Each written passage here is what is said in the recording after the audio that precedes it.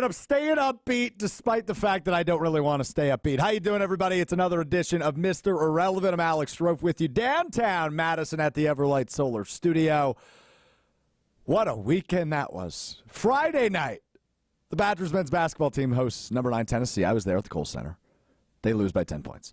Saturday, the Badgers football team hosts a bad Northwestern team. They lose. And Sunday at noon, the Packers head to Pittsburgh to take on the Steelers. And despite all of their efforts, and despite the fact that it looked like they were going to win that game, they lose too. A losing weekend for the state of Wisconsin. Badgers lose Saturday, Packers lose Sunday. We'll talk about both those games momentarily, but we have a big return to the program. Hunter Vaughn is back after a couple days off, running the show as always. Hi, Hunter. How are you? I'm doing better than I was at the end of last week, so Marquette won. They beat Ryder. I wasn't the going to mention Cowboys that. won. So it was a good weekend Cowboys for me. won big, too. Yeah. Giants are bad. Giants are really bad. I think the Badgers could be competitive against the Giants. Yeah, I wouldn't go that far, but It's pretty close. Might not be as ugly as maybe one would think. Speaking of ugly, though, it was a losing weekend for the state of Wisconsin, as I mentioned off the top there. Let's start with the Green Bay Packers, who fall 23-19 to the Pittsburgh Steelers. A lot of takeaways from this game. I predicted the Packers would lose. I thought they'd lose a little bit uglier than they did. Just given that, number one, Pittsburgh's defense pretty solid, and I think they proved that. Jordan Love only sacked once. We'll talk more about Love here coming up. But overall, it was a better game on both sides of the ball for the Packers than maybe I anticipated, outside of making Jalen Warren look like Barry Sanders. He is another running back that the Packers somehow, I tweeted this during the game, the Packers are really good at one thing, and that is making random running backs look like Barry Sanders in his prime. Jalen Warren was that yesterday.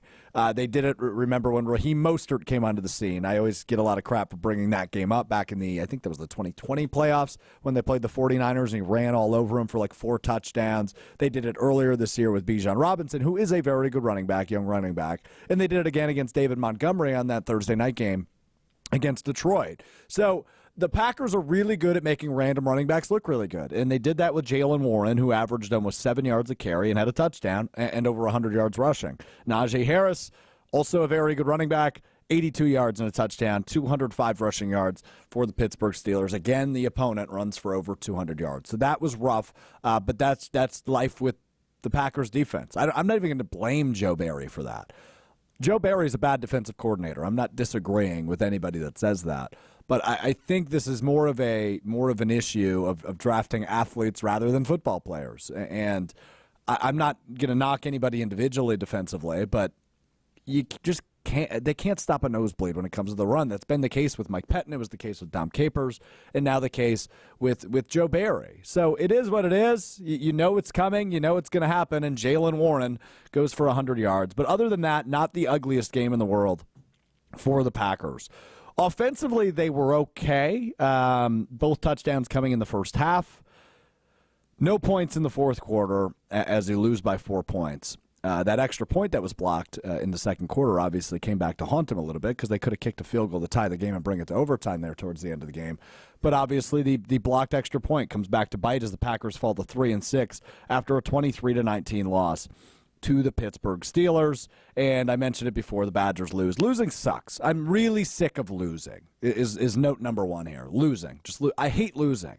I'm a pretty competitive person by nature, and I'm a competitive sports fan. I'm a much bigger Packers fan than I am Badgers fan, but when you get asked to fill in on ESPN Wisconsin College Game Day on the post-game show on Saturday night, you bring the Badgers energy. And what we saw on Saturday was very bad for the Badgers, losing at home to Northwestern. They now lost 3 in a row, including 2 in a row they shouldn't have, to Indiana and Northwestern. They're a bad team. Packers are 3-6. That indicates they're a bad team. I just am very sick of losing. I'm not used to losing, especially in the sport of football. In my almost 25 years of life, the Packers have been competitive and Super Bowl contenders, and the Badgers have been 8, 9, 10-win teams almost every year. So losing is hard, and I'm making the adjustment. And I've talked to people that are older than me over the course of the weekend, and they just keep saying, welcome to my world. Back when in the Don Morton era for the Badgers, and when the Packers in the 80s with Lynn Dickey couldn't win anything. This is reality for now, at least, for both of these teams. I think the Badgers will have the opportunity to turn it around quicker than the Packers, depending on one guy and one guy only. And that brings us to note 2. That's Jordan Love. Jordan Love, I struggle with this because I think it was his best game. I think it was his best game yet, but he also threw 2 interceptions late in the game that were not good and ultimately lost the Packers the game.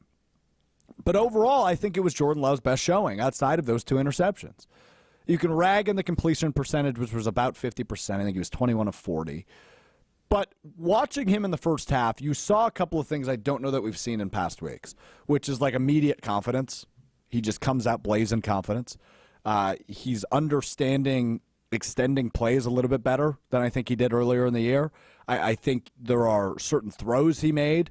Several, I think there was 3 throws in the first half I was really impressed with, maybe even 4 overall in the game, where I was like, oh, that might be one of Jordan Love's best throws so far. So there were encouraging signs for Jordan Love, but 2 interceptions puts a big knife into all of the encouragement you receive. It's hard to be encouraged when Jordan Love is also the reason, and not the only reason, but is also the reason on paper that you lose that game. He throws 2 interceptions in the second half. Mistakes like that kill you, and they did yesterday for the Packers. But you could also make the flip side argument that Jordan Love was the reason you were in that game in the first place, throwing 2 touchdowns in the first half. I thought he looked really good yesterday, for the most part. Couple of throws, the touchdown pass to Jaden Reed, terrific. He had a play where, again, he extended and he found Luke Musgrave over the middle of the field.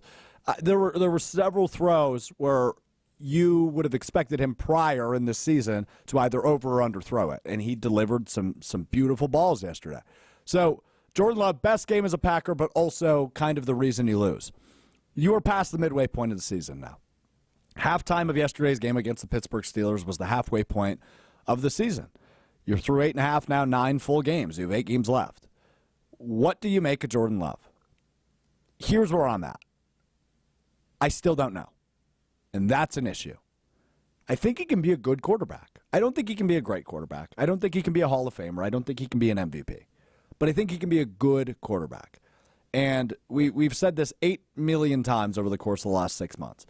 But this offensive system under head coach Matt LaFleur is designed to win in spite of the quarterback. You saw Kyle Shanahan do it with, well, he's done it now with Brock Purdy, but he did it with Jimmy Garoppolo. You've seen, I'm blanking, Jared Goff in L.A. prior to Matt Stafford being there. You saw him get to a Super Bowl, right? So you saw good quarterbacks and maybe even decent quarterbacks, depending on how you view those guys. At least at the time, they were looked at as good quarterbacks, good enough quarterbacks. I think Jordan Love can get there. I just don't know how long it's going to take. And you have a decision to make. You have 1 year left on his contract. If you wait it out and he lights the world on fire in 2024, assuming he's still your starter, you're going to owe him a lot more dough than, say, if you were to extend him right now.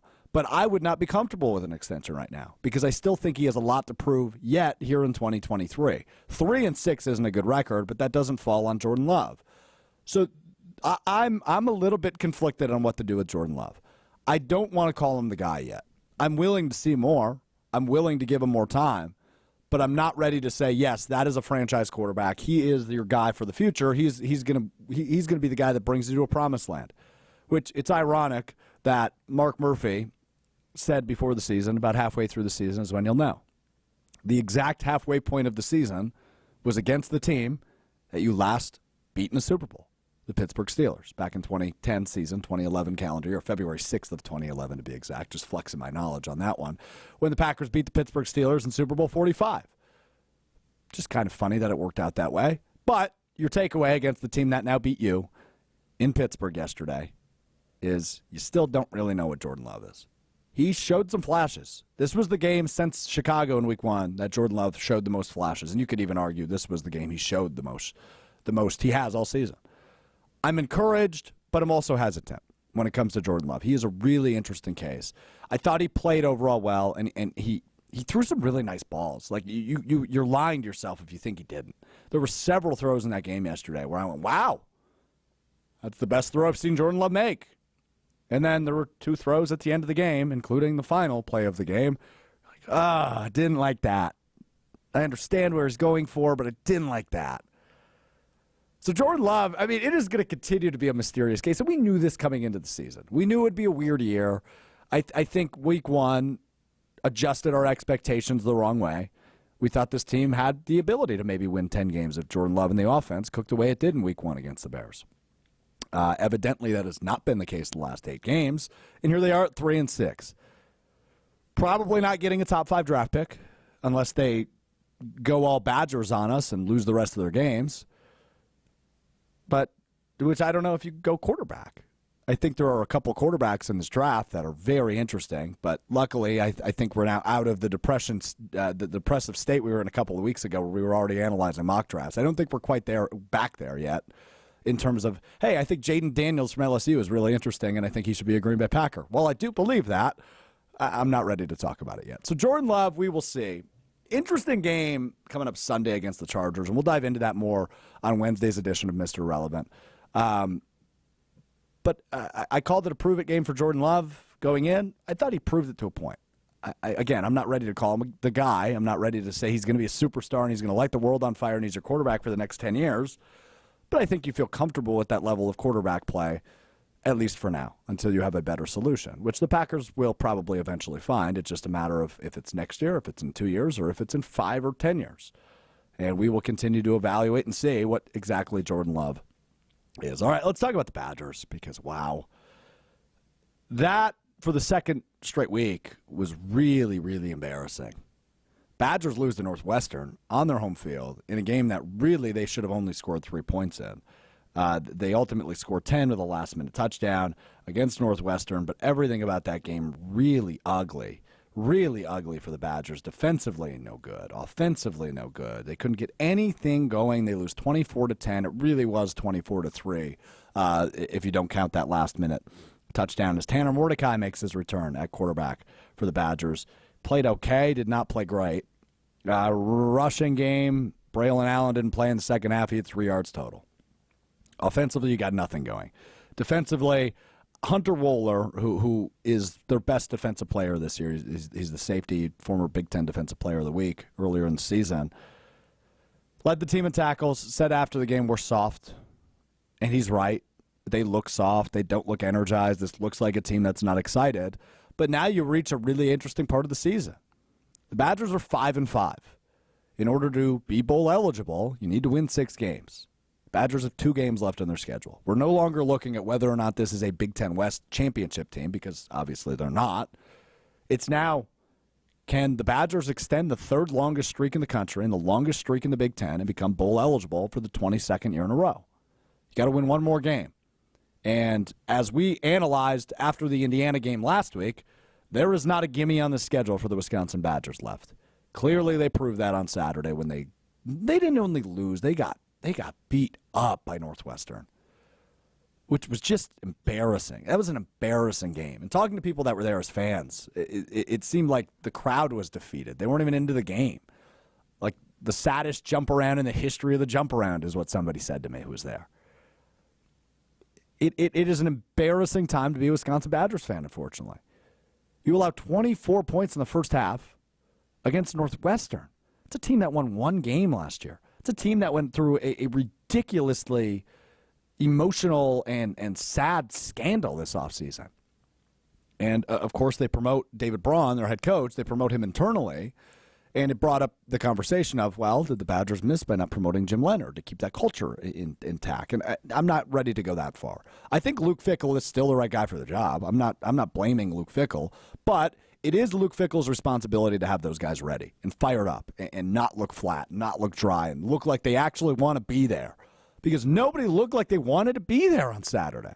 Until the second half, the defense stepped up a little bit. But again, you're not playing Ohio State. You're playing Northwestern. So a scoreless half from your Wisconsin defense, which is usually the pride and joy of this program, that should be the expectation. So, yeah, holding them to 0 points in the second half, you can call it a win. But you allowed 24 in the first half, including 17 in the second quarter. That's bad football. The Badgers play bad football on Saturday. And Hunter Wohler's evaluation of this team is 100% correct. They're soft. And what's going to come over the course of the next couple of weeks is going to be, do you actually want to be a part of this rebuild? Because, damn it, you're in the middle of one. This is not your regular, ordinary Wisconsin Badgers anymore, unfortunately. This is a team that is going to scrape and claw just to win 6 games. And Nebraska comes to town next weekend. Nebraska, who also has a first-year head coach in Matt Rule, they're fine. They're no good. But as I sit here on Monday, November 13th, I would pick Nebraska to win that game. And the Badgers wrap up their schedule in 2 weeks at Minnesota. I'd pick the Gophers in that game. I think the Badgers go 5-7 and miss a bowl game, which would require a ridiculous amount of reflection this offseason to figure out what the direction of this program is. Luke Fickell was brought in to compete for championships. Making a bowl game in year one, or not making a bowl game in year one, would be a legitimate failure, both on him, but also on this group. And you can make the recruiting argument all day long if you want to, but I just don't want to hear it. You're still a Power 5 program. You still have the third longest bowl streak in the country. Whoever recruited them, if they're even a little bit competent at their job, you bring in people that know how to play football, that can beat Indiana and Northwestern. And what you've seen the last 2 weeks is unacceptable from the Wisconsin Badgers football team. They might go 5-7 and snap the third longest streak in the country for bowl eligibility. That's bad. Still landed a big-time recruit, though, yesterday, so I guess the loss didn't impact it that much. So that's my take on that. Hunter, you have a lot to say, it looks like. Yeah, especially since I wasn't on the show on Saturday. I hesitate to put so much of this on Fickell the way that the fans are. I would agree. Because the way that Hunter Wooler was talking, there is a huge issue in this locker room, and I honestly think what's happening is there's a lot of guys on this team, and I won't say their names even though I have a very good feeling I know who it is, that are going out to Wandos, and they're going out and they're hearing how great they are from everybody who want to buy them drinks and have that just be within 6 feet of a Badger football player, and they're buying into that more than Coach Fickell and Coach Longo saying, hey, you're not doing the things you need to do to perform on this field, and you need to step up your game. So now they're mad about that. And they're talking about how, maybe we shouldn't have brought in Luke Fickell, and maybe we should have stuck with Jim Leonard, and why did they fire Paul Chryst? Instead of looking in the mirror and saying, hey, I suck right now. I'm not good enough to play Big Ten football. Half these guys aren't even playing well enough to play in the MAC. And they're out here acting like they're superstars just because they play football at Camp Randall on Saturdays, and it's pathetic. Yeah. And I'm tired of it. Yeah, 3 in a row. Ohio State, which is a game you expected to lose. But if we talk about it preseason, right, you look at the Badgers' schedule. We'll just run through it quick, and then we'll take a break and get to Molly Brown coming up next. Buffalo win. Washington State loss. If I tell you you're 1-1, you're like, okay, that's probably not what I expected. You go on to win 3 in a row, though. Georgia Southern, Purdue, Rutgers. All games you should win. Lose to Iowa by only scoring 6 points. And obviously there was some injury issues within that game that caused that, but still not great. You rebound, really fun game at Illinois. Big man touchdown to win it at the end. And then you go on to lose 3 in a row. You would never believe me had I told you the Badgers lost back-to-back games to Indiana and Northwestern. And here we are at 5-5 and wondering whether or not the Badgers are good enough to respond against Nebraska under the lights at Camp Randall Stadium on Saturday. 6:30 kickoff. We talked about it the other week. Crazy to me. Both of these teams 5-5. Winner will be bowl eligible. The loser will have to wait until week 12, their final game of the season, to see if they can crack it to a bowl game. All right, let's take a break. When we come back, Molly Brown will join us. We're going to talk about losing. I hate losing. We'll talk about Jordan Love. We'll talk a little bit about the Badgers. And we'll get ready for another dreaded week of being a Wisconsin sports fan. Really tough week. Really tough week. And by the way, just real quick, I mentioned at the top, Badgers lose to number 9 Tennessee on Friday in basketball. It wasn't that bad of a game. I thought they looked pretty good. But Tennessee puts up 80 points. That's too much for Greg Gard and his defensive philosophy. It's going to be a fun team. But that's an early season test you like seeing on the schedule. 1-1, you get Providence tomorrow. I'm very high on the Badgers basketball team. We'll talk more about them probably next week. I need to talk to my friend Zach Showalter. We need to get him on the show. So let's try to book him for next week following the Providence game, and maybe ahead of some of the stretch coming up in December we've talked about on the last couple of episodes. All right, Molly Brown will join us next. It's Mr. Irrelevant. I'm Alex Strouf. Our conversation with our friend Molly Brown, who's coming up next, brought to you, as always, by my friends at Door County Distillery. Locally produced, handcrafted, and award-winning spirits made locally in beautiful Door County. Holidays coming up quick. Obviously, football tailgate's still going on. Elevate your gathering with the best in the business. That is Door County Distillery. Whether it is that green bottle of gin, the blue bottle of vodka, the Rock Island rum, the award-winning whiskeys, I love the cherry brandy and my old fashions. Any of that and all the in-betweens available locally from Door County Distillery. Check out their website, doorcountydistillery.com, to find the retailer nearest you, as well as a huge list of unique cocktail recipes, including the aforementioned cherry brandy old fashioned. That's on their website, doorcountydistillery.com. Elevate your tailgate, your holiday gathering, or whatever you've got going on this weekend with Door County Distillery and their website, doorcountydistillery.com. Molly Brown coming up now.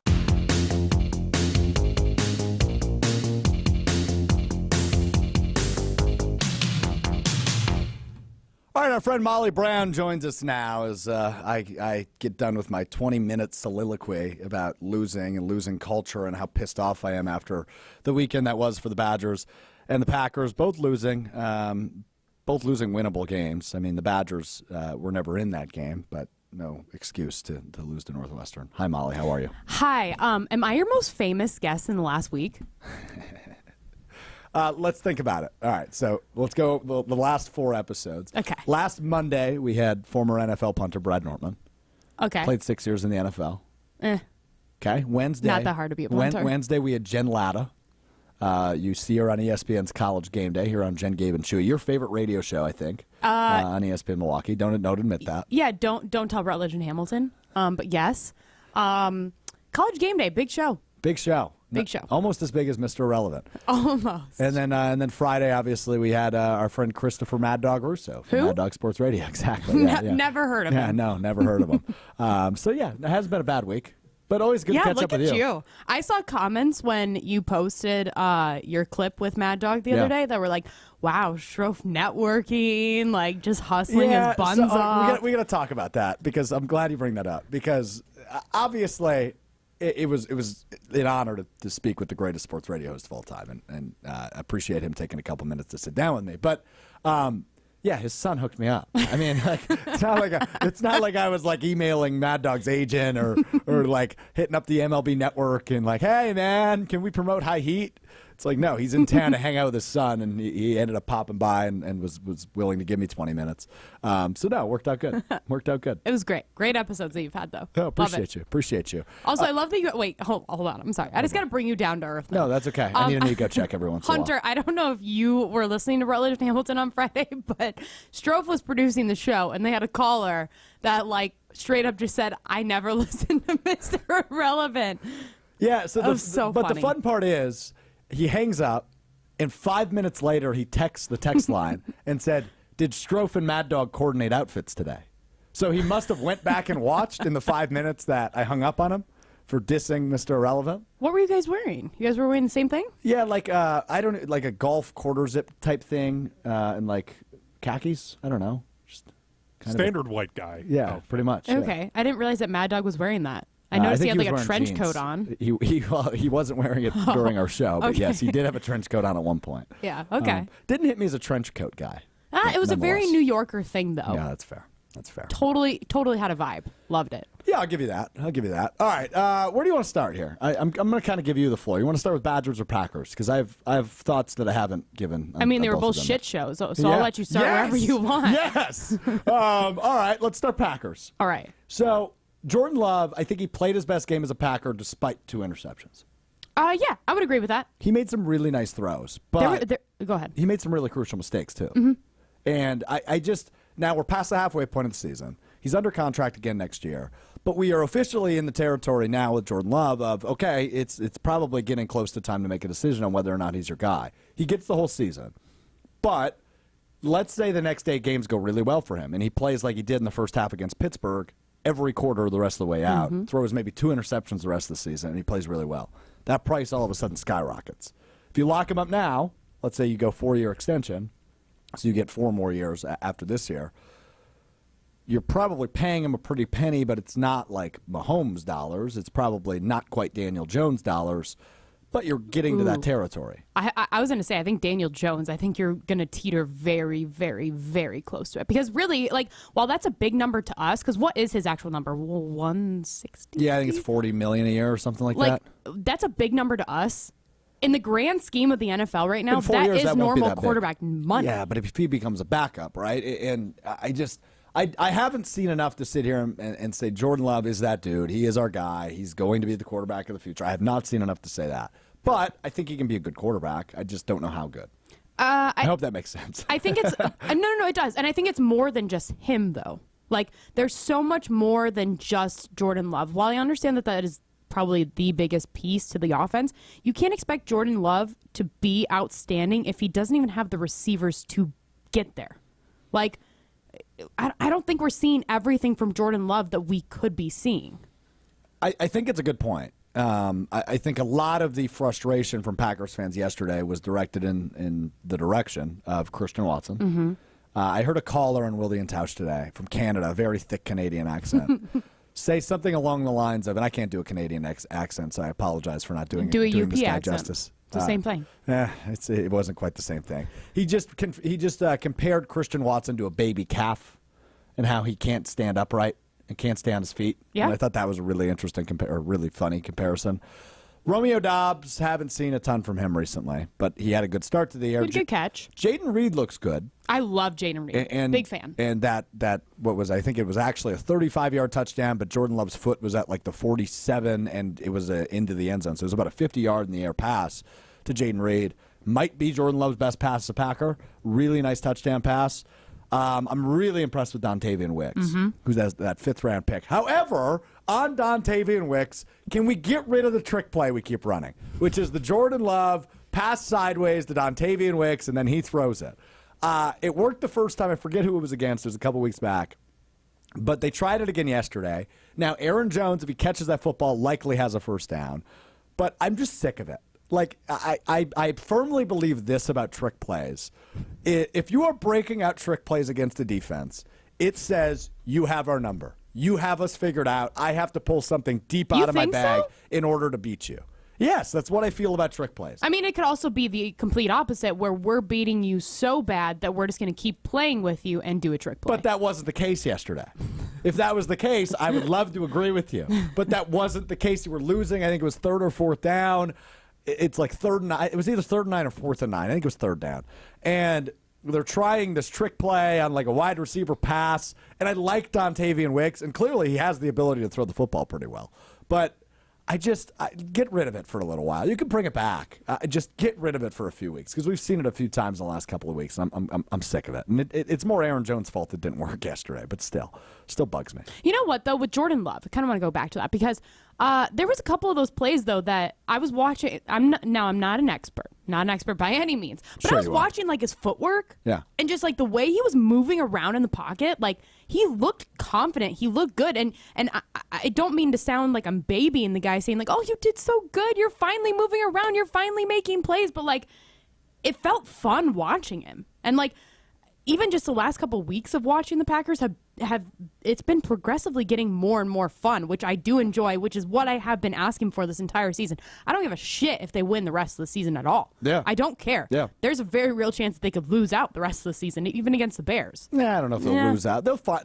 Look, there's a lot of season left. They've got a kind of a tough schedule, but they do play the Giants, they play the Buccaneers, they play the Panthers, they play the Bears. There's a real possibility this team wins 4 more games and they're 7-10, which is worst case scenario. Absolutely. Yeah. Being right in the middle of the pack. Yeah, and I think that's probably how this is going to work out because that is what we feared the most. We feared Jordan Love is fine, and they are an okay team, and they are in the middle of the draft. They can't replace Love, or at least it's probably not smart to replace Love with a rookie. We're going to experience worst case scenario. I figured that one out 3 weeks ago. This is going to go the worst possible way it can. Don't you remember when Mark Murphy had said that we will see all we need to see in 6 games? I brought that up earlier, yeah. 6 games. I think he said midseason. No, he said 6. I don't think he committed to a number. I thought he said 6. I think it was midway. But regardless, we are midway through the season now. And we're more than 6 games in. And we don't know. We don't know about Jordan Love. So, we'll see. We'll see, I guess. What else on the Packers? Defense gets shredded by Jaylen Warren. Did you know who Jaylen Warren was before yesterday? No, and this is the 3rd time that this has happened this season. right. Like, literally. Who are these people? Yeah, no, and I tweeted this yesterday, but the Packers are really good at one thing, and that is making random running backs look like prime Barry Sanders. For real, does Joe Barry have a job after the season with the Green Bay Packers? So it's the knock on LaFleur, because it's LaFleur's decision. And he refuses to make a change there. Now, you could actually make the case the defense has been the most consistent unit for the Packers the last couple of weeks. But holding the Rams, who are a bad offense, led by a bad quarterback in Brett Rippon last week, to 3 points, I don't know how much falls on Joe Barry anymore. What? He's the coordinator. He's the figurehead. He deserves blame, obviously. I just don't know how much of it he actually deserves. Because, number one, the rush defense, part of the Packers' defense, has been an ongoing problem. It's not a Joe Barry problem. It wasn't a Mike Pettin problem. It wasn't a Dom Capers problem. Or all three of them have something in common, and none of them know how to stop the run. Two things can be true, I guess. But, again, yesterday with Jaylen Warren, they did it with David Montgomery on that Thursday night game against the Lions. They did it against Bijan Robinson. They let these guys run bananas. Jaylen Warren had 101 yards and a touchdown yesterday. He averaged almost 7 yards a carry, and he carried the ball a lot. That is inexcusable. I don't know how you have not adjusted to this now through, 9 games? You have no plan for the run. And the weird part about it is it's rarely good running backs. Bijan Robinson is going to be a really good running back. So when that happened in week 2, I was like, okay, 211 yards is a lot, but if anybody's going to beat you on the Atlanta Falcons offense, it's going to be Bijan Robinson. And that's what happened. But then you look at David Montgomery, who I don't even think is technically the Lions' number 1 back. He was in that game, I think, because Jahmyr Gibbs was hurt. But I don't even think he's technically listed as their starting running back. Goes bananas. And then you look at yesterday, they have a first-round running back in Najee Harris who played worse than Jaylen Warren. And I knew who Jaylen Warren was vaguely, but now I really know who Jaylen Warren is. Because you think back a couple of years ago, I brought this up earlier, Raheem Mostert runs bananas in his breakout game in that playoff game for San Francisco a couple of years ago. That one I'm still traumatized from, Me and that too. is literally I bring that one up too much. the only game that I know him from. Like, now that he's on, like, I know that sounds stupid, but literally. It does sound stupid, I will tell you that. Okay, I don't really care. But, like, he's with the Dolphins now, right? Or at least he was last time that I watched him. Yep. But that's the only thing I think of, is when he ran all over the Green Bay Packers in that game. It was like 4 touchdowns and 240 yards in a playoff game. Yeah, like, that is freaking ridiculous. But I don't get how you can say that this isn't Joe Barry's fault. How is it not? It sure partially is. I'm not saying he deserves no blame. He's not blameless. But some of it has to fall on Goody. Some of it has to fall on the players. Some of it obviously falls on the scheme, and that's Joe Barry. But how do players and other positional coaches, how are we not adjusting? Why are there not in-game adjustments being made? And that's something LaFleur has always struggled with, too. But maybe this is, like, stupid, but I shouldn't keep, like, prefacing my thoughts with that. But I kind of like when you do, though. Okay. Because they typically are. Go on. No, so I'm not a player, so I don't know how this all works. But for those players that clearly know how to play defense, like, they know how to play defense than anybody else better than us, right? Like, that's is true. Their job. Yes, Think about it like that. That's an accurate statement. That is their job.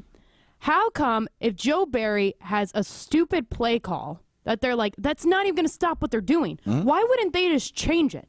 Whoever the captain of the defense is, how come they wouldn't just look at it? How come they wouldn't be like the Aaron Rodgers and say, that play call that they just did is stupid? It's a little bit different because you're trotting out, obviously, your personnel. So you have whatever, right? 2 corners, 2 safeties, whatever you have out there. You have to lean into a zone or a man coverage. And so it's a little bit more complicated than like audibling the play call at the line of scrimmage for the offense. I understand, could you change but like some assignments? Sure. But also, if you want to stay on the field, you're probably not changing assignments. I get it. Hunter has a thought. Yeah, well, I have a question because I don't pay that close attention to the Packers. I more hate watch them and love when they lose. So yes, that's fair. This has been great for me. I'm liking when they lose too, though. Is Joe Barry up in the booth? Yes, he is this year. Okay. This year he is. So a big thing, too, Molly, that happens from talking to a lot of coaches and coordinators is that you see the plays Did Hunter differently. just humble brag? He did. I was going to call it out, but I didn't. I didn't want to make him feel bad. humble brag about things all the time, and I let it go. Strouf does. I let it go, my and show, then I man. do it one time, and oh no, he humble brags. Anyway, you see the plays differently from up in the booth than you do down in the field. So I think there's a level of the players just trust that, like, okay, he's seeing something up there, so that's what we're going to run. Which I understand. I get what you're saying, and I actually love that Joe Barry is up in the box this year because I do think it gives you a different view. But, I love the content of it, that they have the Joe Barry cam that's always placed really poorly. The freaking GoPro just the catching all the chins. The angle's horrible, but anyway. But in that situation, it's like, why aren't the players just like, okay, he may be in the box. He may be able to see it differently. But, hey, this guy's ran for already 50 yards already. He's already ran for 100 yards already. He's already ran for 150. At what point do you just say, like, oh, his view isn't changing anything? That's what I don't get. You know what? I can't argue with that. We're not going to solve the world's problems, and we're never going to solve the Packers' run defense. So let's talk Badgers quick, because that was really bad. Atrocious. They are bad. They're bad. They're bad. And I think that they're Indiana and Northwestern bad, which I never thought I would say this year. Okay, the Indiana game made sense to me. Like, that was a game that I was like, I can see them going in and losing. On the road, trap game, sure. But losing to Northwestern at home? Yeah, that's bad. Disgusting. And you didn't even lose. I mean, you got rocked. Yeah. You were down 24-3 at half. That really should have been the final score. I'm so annoyed that they scored. I had the score predicted correctly. Oh, you did? Just with the Badgers winning. I had it 24-3. Okay. Yes, I had it backwards, because why would I think that they're going to lose 24-3 to Northwestern? So I was very annoyed that Wisconsin ended up scoring at the end. I was like, that's stupid that they just did that. But yeah, so what bothers you more? The things that go on the field, or the way that the team reacts and tries to say things after the game? I was okay with it for the most part. The things that came out after the game, specifically from Hunter Wohler and Tanner Mordecai, who are holding themselves accountable and their team accountable and calling people soft. And I don't know. I watched the news last night. I know I'm getting old. Wow. So I had the news on after Sunday Night Football last night, and on NBC 15. And Anderle, who's one of the sports anchors there, she got like a 5-minute block, which was great. Got all caught up in my Badgers drama. And she played like 15 different players talking. Maybe not 15, but like 5. And can you even name 15 players on this roster? Oh, yeah, I can. But I just listening to the tone of disappointment and the tone of, wow, we are so much better than this, and we just got rocked by a bad team, by a bad football team. Northwestern now also 5-5, by the way. That was interesting to me. But the most interesting part is we are going to figure out who wants to be here, and why that became a common theme. Luke Fickell said it. Hunter Wohler said it. We're going to figure out who wants to be here. See, this doesn't make sense to me. Why is it taking, what'd you say they are, 5-5? So yeah, 10 games. Yeah. 10 games, 1 bye week. So 11 weeks. Why is it taking you 11 weeks into the season to figure that out? That's what bothers me. Well, I mean, you could even make the argument, too, right? Spring ball into summer workouts, into fall camp. Yeah, their season started back in June, right. April. Early April, right, when you had this group together for at least the most part. Mm-hmm. And I think, number one, it's a culture thing. I think everything is easy when you're winning. I think anybody in team sports and team-organized sports will tell you everything is easier when you're winning. I think people are happier. Hunter alluded to it a bit earlier before you jumped on with us, that he thinks there's an ego part of college athletes this go round, right, in 2023 this time, that if you go out to Mondays and somebody's buying you drinks and boosting your ego even though you've done nothing, totally, and your transfer and they tell you how great you are, but you're not actually that great, that's going to boost your ego and inflate your ego and make you think you're better than you actually are. I think there's fairness to that point, but you got to perform on Saturdays. And now 3 Saturdays in a row, one of which was expected. When you play the top team in the country in Ohio State, you're probably going to lose, especially when you're in kind of a rebuilding year. But to go to Indiana and now to get rocked by Northwestern at home, that tells you what type of team this is. And it is a bad team. But see, the thing is, though, when you bring up the Ohio State game, that was the game that I was like, wow, I'm actually so impressed by this Wisconsin Badgers team. Like, I don't think that the final score of 24-10 reflected how close the game actually felt the entire time and how exciting it was. But to go from having a competitive game against one of the best teams in the country to then losing back-to-back to Indiana and Northwestern, like, I think that is ridiculous. And I think that the way that the team is coming out and saying, we're going to find out who wants to be here, too late. You should have been figuring this out before. You've been together for months and months and months. What is that going to do? Now I think there's a very real chance that this team doesn't make a bowl game. There's a very real chance. Two games left. They're not winning in Minnesota. They're not taking the axe back. I tend to agree with that. And are they good enough to beat Nebraska next week? Nebraska's a toss-up. It's a total toss-up. In my brain, there's no way that they can lose 3 games in a row. And the weird part about that game is is it's a Saturday night game. It's a 6:30 p.m. kickoff. We talked about that a couple weeks ago. Wisconsin is open as a 6-point favorite. Wow. You'll like this, Hunter. Over/under. Have you seen this yet? No, I haven't. Go ahead and guess for me. Over/under Wisconsin, Nebraska. 32.5. You're a little low. 36.5 it opens as. Badgers 6-point favorites. 36.5 is the over/under. So they expect 5 touchdowns in this game at least. There's no way. I don't think so either. Nebraska loses to Maryland this past week, 13-10. They scored 10 points last week. More than the Badgers. Week prior, I guess the same. Week prior, the same technically, but technically it was more. 3. Yeah, it was 3. And the week prior, they go to Michigan State. This is Nebraska I'm talking about. They went to Michigan State 2 weeks ago. They lost to them too, and they fired their head coach this year. So that tells you things aren't going super well for Nebraska either. They've also lost to Colorado, Minnesota, and Michigan this year. They opened their season at Minnesota back in week number 1. Actually, I think that was technically a week 0 game, or was that a week 1 game? Minnesota, Nebraska. Nonetheless, they scored 10 points against Minnesota. They scored 7 points against Michigan. They scored 20 at Illinois. This is a team that beat Northwestern, by the way, at home, 17-9. So they're not very good either. And the best part is everybody's tied for second in the Big Ten West.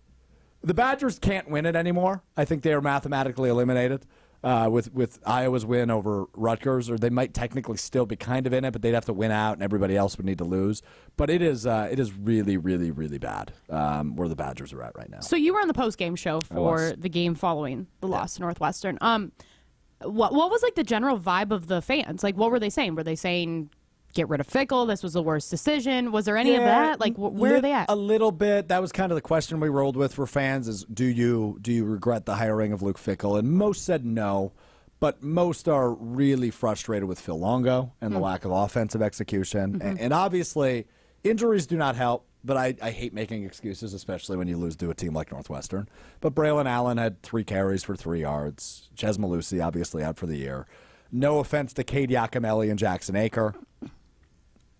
It's not ideal when you have Braylon Allen and Ches Malusi. Yeah, and they're good athletes, and obviously they're good athletes at the University of Wisconsin, but they are not in the plans for this year, at least when you ideally draw it up, but both of your running backs being hurt doesn't help.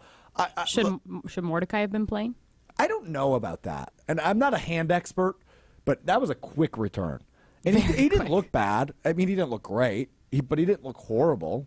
I think he's better than the alternative. As much as I liked the debut a couple weeks ago, I think it's better than the alternative. So even with bowl eligibility still on the line, like, I'm almost at the point of, let's see what Miles Burkett or Nick Evers can do. No. Whoa. Just do something. That's my problem, is that it's like it's almost like the Packers. It's like they refuse to just try and do something else. At least show me that you're trying to figure it out, that you're trying to see how you can get something going. And it's like they refuse to do it. Like, nope, we're going to do this. We're just going to keep banging our head against the wall, and eventually we're going to break through. Oh, forget the blood that's on my forehead right now. And they just keep doing it. Like, just try something else. See, but then I think it's very similar to like the Jordan Love thing, because it's like you're not necessarily setting them up for success if you went to those guys, because who are either of them going to throw to?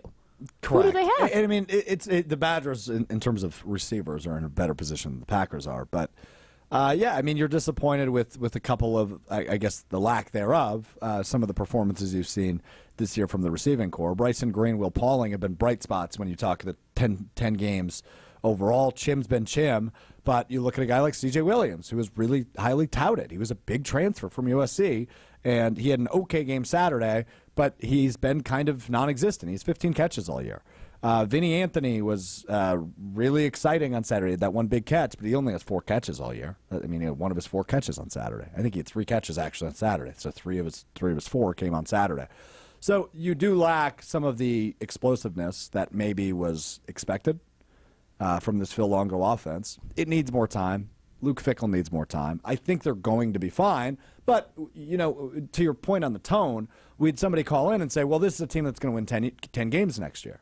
And me and Adam Ertz looked at each other because I don't think the caller realized who's on the schedule next year. You have Alabama, USC, Oregon, and Penn State all on the schedule next year. If this team is better than this team, I still think that's 4 losses. So you're 8-4 at best next year? Probably 7-5 because this team is very good at losing games they shouldn't. We've seen that each of the last 2 weeks. So I'm more frustrated with the Badgers than I am the Packers, because at least Jordan Love looked okay yesterday. The Badgers, I just have no faith in. I think they're going to go 5-7 and snap that bowl eligibility streak at 21 years, third longest in the country. The state would go nuts. Like, can you imagine? Yeah, I mean, given all the hype, and hype is a dangerous thing, but you have to create buzz in college sports these days, because how do you attract a 16, 17, 18-year-old kid to come to Madison, Wisconsin? You create a ton of buzz. You create hype around the program and the future and the direction in which the program is heading. And Luke Fickell, I will give him credit on this, really good at it. But when you go 5-5 and lose to Indiana and Northwestern back-to-back weeks, that hype naturally dies down a little bit, and rightfully so. So I don't know. I don't know where they're headed. I was going to say, getting some of those 18-year-olds to Madison, Wisconsin, easy way is just by beating those teams. Murdering those teams. Yeah. They have not murdered a team all season. They haven't murdered a team since that Illinois game in the COVID year. Oh, so the Graham Mertz game. Yeah. By the way. Okay, hang on. Where is this team with Graham Mertz? Oh. Straight up question. Oh, I think they're a lot better. Do you really? I was debating if I was gonna bring this up at all on the air, and you know what? I'm just gonna do it because who cares? I don't know where this is going. I love it. So I tweeted basically saying, because I've died on this hill, that Graham Mertz is good. Yeah, you have the Twitter account. And yes, my burner account, that's Graham Mertz is good. Is that you or not? It's not. Okay. I really thought it was, because you guys have leaned into it so much. I wish it was, but it's not. I actually quote tweeted a tweet from that account saying, like, we honestly owe Graham Mertz an apology. At about 11:30 on Saturday night, Graham Mertz's sister liked the tweet and then unliked it. Because I think she realized that, I shouldn't be liking tweets from Madison media members about how my brother deserves an apology from the state of Wisconsin. Do you think his sister runs the Graham Mertz is good account? Oh, and this is actually a family, like, backing up family, because you remember the NBA referee Eric Lewis, and he had the burner account, but he said it was actually his brother's account.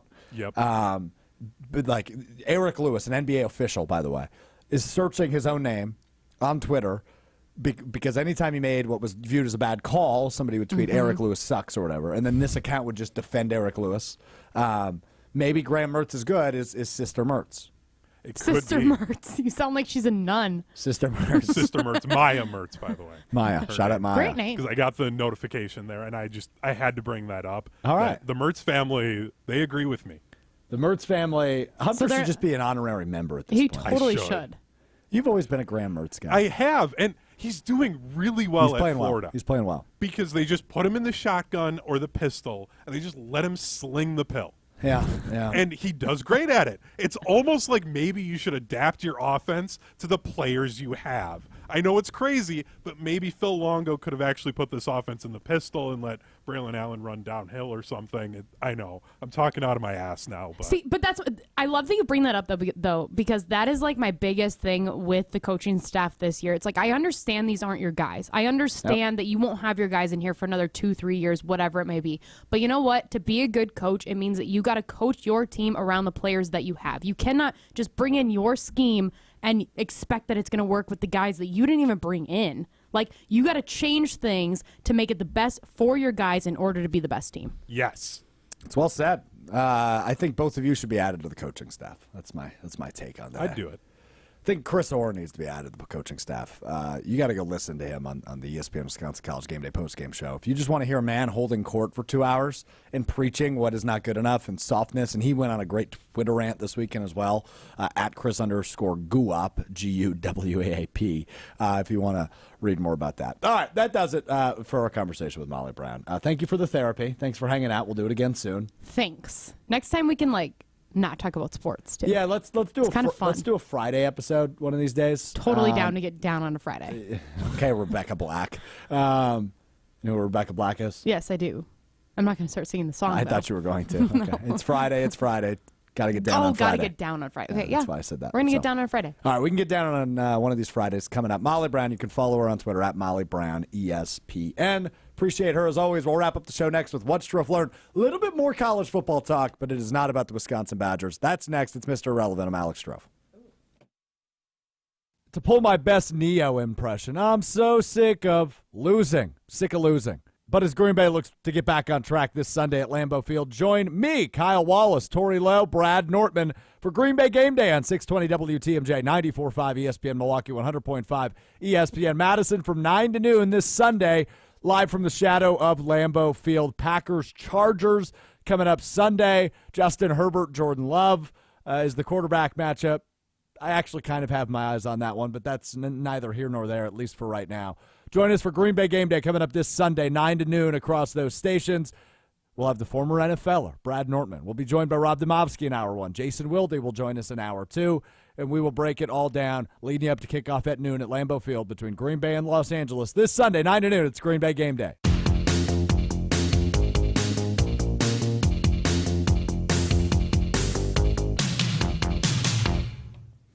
All right, wrapping up Mr. Relevant. Thanks again to Molly Brown. Always good chatting with her.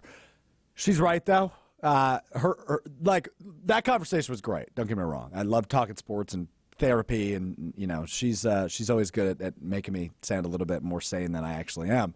But our best conversations are when we don't talk about any of the real shit. When we just, I don't know. Anyway, so we'll do a Friday episode with her. I think she now takes the cake for most appeared recurring guest. At her third appearance, I think she's in the leaderboard of recurring guest Hall of Fame, which we will roll out. How long do we have to be a show? We've been around 2 months. Saturday was our 2-month anniversary, so good for us. Still haven't been fired. At the 1 year mark, is that when we roll out the recurring guest Hall of Fame? Yeah, if we're allowed to do this for a year, then I think we're okay. Oh, we'll be allowed to do this, I think, as long as we want to do it, Hunter. I know. It's also us, and eventually one of us will say something stupid. Yeah. But I mean, look, we're handling our pain well in the midst of the crappiest football season either you or I have been a part of during our employment with Good Karma Brands. So we're doing okay in that regard. All right, what's Strouf Learned? You learn something new every day. I learned something new over the weekend, and I'm blown away by it as Texas A&M fires Jimbo Fisher. The firing doesn't surprise me. A&M has been underwhelming since what? Johnny Manziel? I mean, I don't think they've had a really good season since Manziel. Jimbo Fisher, though, gets fired. And as I bring up our time with GKB and ESPN Madison, we saw a head coach get fired last year, and Paul Christ. And he was bought out for, I believe it was either $9 or $10 million, which is it's a good chunk of change to not be employed anymore. Jimbo Fisher, who was fired on Sunday, has a buyout, which means he will make this amount of money for no longer being employed. He will make $77.6 million, according to The Athletic. $77.5 million to no longer be employed. What wouldn't you do for $77 million? Because I think anybody is answering that question with, there is not much I wouldn't do for $77 million. Jimbo Fisher never has to work again, and he probably will because he's still a respected football coach. But Jimbo Fisher never has to do anything again. Scratch that. Jimbo Fisher's kids, and if he has grandkids, never have to do anything ever again in their entire life. That is generational wealth money, $77 million. That's a lot of money. Never have to do anything again because Jimbo Fisher got fired. So that's why college contracts are so intriguing to me.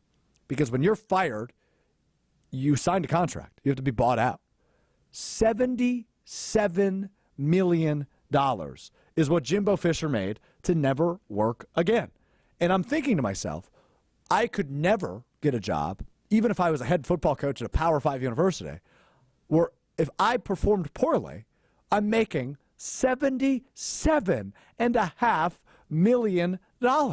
That is insane to me. When you look up Jimbo Fisher's net worth, by the way, he's made a lot of money in his time coaching college football. Before the announcement of this, Hunter, what would you guess his net worth is? It's a good chunk of change. I would say it's probably 150 to 200 million range. Oh, no, way less than that. Way less than that. 13 million. 13 million is Jimbo Fisher's net worth. Dude won a national title at Florida State. I know. His net worth, as of 2023, prior to this announcement, was listed as, and again, it's from one of those websites. I don't know how true this is, but it says approximately $13 million. He is making $77 million. to never coach again at Texas A&M. That money gets paid out over the time of the contract. Right. So it's not like he's just, okay, we're going to throw $77 million. They're just going to slowly roll that out to him through the boosters and donors. The school doesn't have to pay that. But I don't think there's not a ton left on his contract, is there? It's less than 10 years. So he's going to make $10, $15 million a year. 10-year deal like 3 years ago. So it's 7 like years. 7 years. So that's $10 million a year he's going to make. Yeah. So that's awesome. This year, me and my wife will take it. Next year, I'll give it to the kid. And the following year, I'll give it to the other kid. I need a little bit more, so I'll take the next $10 million in year 4. Here, college tuition for every one of my grandkids that could ever or do exist, taken care of, which it probably already was. But nonetheless, taken care of. Okay, now we'll throw $1 million at 4 different properties across the country, and then we'll throw, $77 million is way more money than anybody ever needs. And Jimbo Fisher is getting it to never work again. That's incredible to me. Good for Jimbo Fisher. I want to go be an SEC head coach just so I can suck at it. Yeah. Just to get that sort of buyout. Crazy. It's crazy to me. Honestly, good on you, Jimbo Fisher. You lost your job, and it actually worked out better for you. Terrific stuff. Big thanks to Hunter Vaughn. Good to have you back, Hunter, for producing the show. As always, big thanks to Molly Brand for joining us on today's episode. Wednesday fun one coming up, and I'm only going to refer to him as this. Super Bowl MVP. Not really, but technically. James White will join us on Wednesday. We're going to talk about the state of this Wisconsin football program a little bit more with him. We will also preview the weekend to come because we will not have a show on Friday. We've got a little bit of a conflict, high school state football here in Madison. So I will be calling a football game on Friday when we typically record the show, the Division II state championship game between the Wanakee Warriors, locally here in the Madison area, and the Badgers, which might be the toughest high school football name in the state. I was going to say, best name in the state. And their first state appearance as well for the Badgers down in Lake Geneva versus Wanakee. So that's what I'll be doing on Friday. No episode Friday, so Wednesday with James White will be our last episode of the week, but we'll be back with you Monday of next week, Wednesday of next week, and I think we're going to do a quickie next Friday. That's the day after Thanksgiving. I don't think we're going to have a guest. I think it might just be me and Hunter, or maybe just me. I don't know, just hashing it out, whatever we see from the Packers on Thanksgiving against the Detroit Lions. I would imagine it'll be a loss, but we will do all that. Coming up Wednesday, James White joins us. This has been Mr. Relevant. I'm Alex Strouf.